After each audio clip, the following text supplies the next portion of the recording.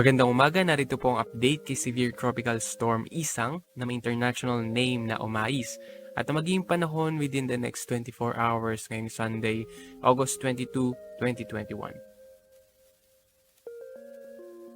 Sa kasalukuyan, si Severe Tropical Storm Isang ay huling namataan sa layo na 560 kilometers northeast ng Itbay at Batanes. May taglay na hangin na umaabot ng 95 kilometers per hour near the center and gustiness of 115 kilometers per hour. Ito po ay nag-intensify from tropical storm to severe tropical storm and then moving pa din northwest sa bilis na 20 kilometers per hour. Wala po pa rin itong direktang epekto sa aling bahagi na ating bansa. Yung nagdadala po ng mga pagpaulan sa atin ay yung ITCZ or yung Intertropical Convergence Zone. So mga ilang bahagi po ng ating bansa ay makakaranas ng makulimlim na panahon na may mga kalat-kalat na mga pag-ulan at pagkilat-pagkulog, dala po yan ng ITCZ. Kung titingnan po natin yung track na itong si Severe Tropical Storm Isang, possible by this afternoon ay nasa labas na po siya ng Philippine Area of Responsibility. So hindi po tayo magtataas ng tropical cyclone wind signals dahil po hindi ito makakapekto sa alimang bahagi na ating bansa. Within the next 24 hours, makaranas po ng makulimlim na panahon na may kalat-kalat na mga pag-ulan at pagkilat-pagkulog ang Zambales, Bataan, dyan po sa may Mindoro, kasama po yung Palawan. So may mga kalat-kalat na mga pag-ulan at pagkilat-pagkulog po silang mararanasan. Dala po yan ng Intertropical Convergence Zone o yung ITCZ.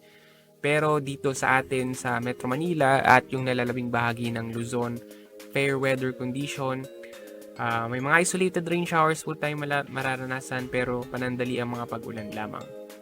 Agad ang temperatura, dyan po sa may Lawag around 24 to 32 degrees Celsius.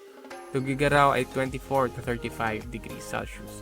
Sa Baguio, 15 to 24. Dito po sa atin sa Metro Manila, around 24 to 32.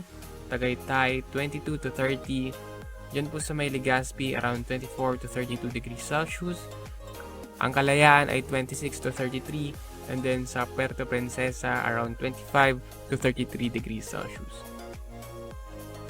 Diyan naman po sa may Western Visayas, kasama po ang Zamboanga Peninsula, Soxargen at Bangsamoro, makaranas din po ng makulimlim na panahon. And then may mga kalat-kalat na mga pag-ulan at pagkilat-pagulog. ITCZ pa rin po yung magdadala ng mga pagpaulan na yan.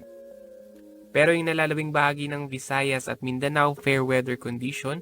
May mga isolated rain showers lamang po silang mararanasan pero generally maaraw na panahon po yung mararanasan nila dyan. Agwat ng temperatura, dyan po sa may Iloilo, around 26 to 32 degrees Celsius. Ang Cebu at Tacloban ay 25 to 32 degrees Celsius.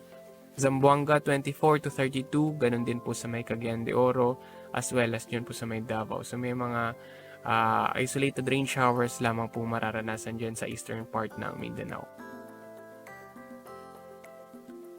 And then ulitin lang po natin, wala pong direktang epekto si Severe Tropical Storm Isang, kaya di po tayo magtatakas ng tropical cyclone wind signals, as well as hindi rin po ito hahatak o mag-e-enhance ng southwest monsoon.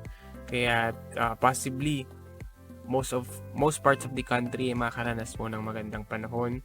And then possibly by this afternoon ay nasa labas na po siya ng Philippine Area of Responsibility.